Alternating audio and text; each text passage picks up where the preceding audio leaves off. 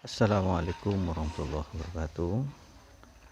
Selamat pagi, berjumpa kembali di pertemuan kedua ini. Kita akan melanjutkan materi kemarin tentang kewirausahaan. Semoga tugas-tugasnya kemarin sudah selesai semua, jadi tinggal melanjutkan tugas kedua. Hakikat kewirausahaan ya. Jadi pada dasarnya kewirausahaan itu adalah bahasa terjemahan, yaitu dari kata entrepreneur.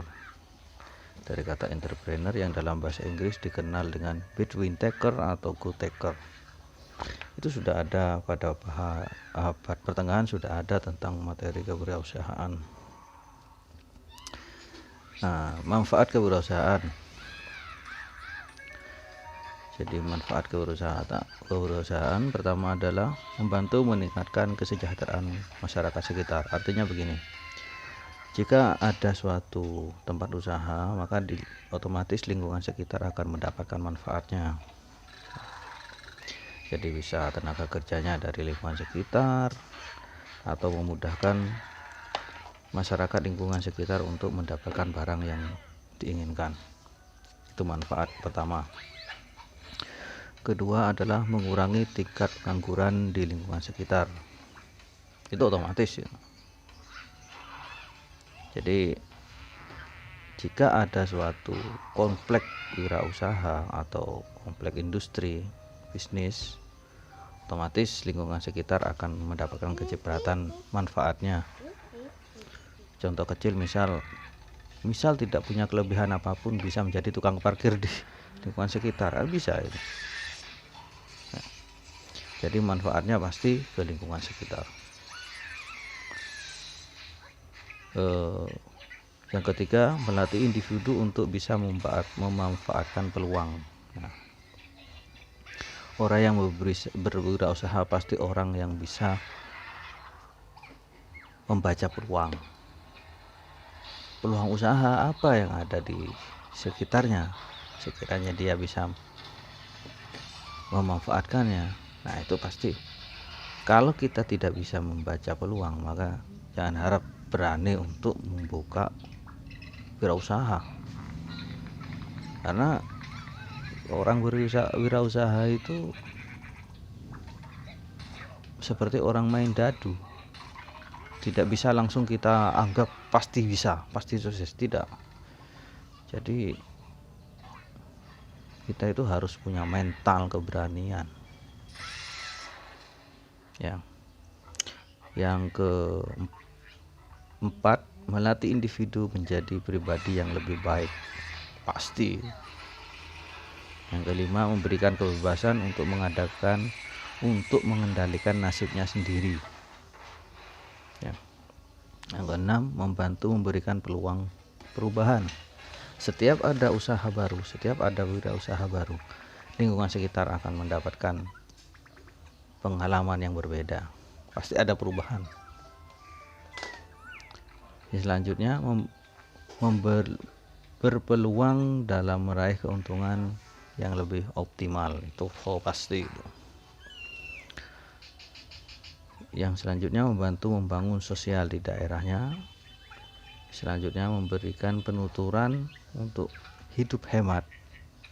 Dan yang terakhir, melakukan hal yang disukai dan memunculkan rasa senang dalam mengerjakan. Itu manfaat wirausahaan. Jadi sebelum kalian membuka wirausaha, itu analisis seperti ini harus benar-benar kalian pertimbangkan, harus kalian baca. Jangan sampai ujuk-ujuknya setelah buka usaha ternyata bangkrut. Karena apa? Analisisnya tidak sesuai.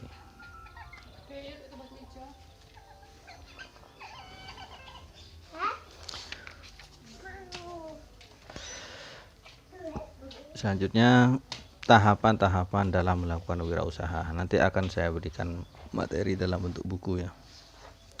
Pertama adalah tahap memulai. Tahap memulai ini adalah termasuk di dalamnya adalah mempersiapkan segala sesuatu, misalnya akuisisi, franchise. Akuisisi itu membeli atau membeli usaha orang lain sudah jalan misal, jadi tidak perlu buka dari baru.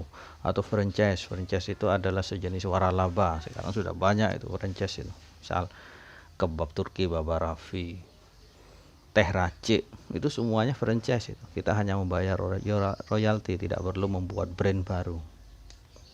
Ya, itu tahap memulai. Ini adalah tahap paling berat. Ya. Tahap memulai itu adalah tahap paling berat.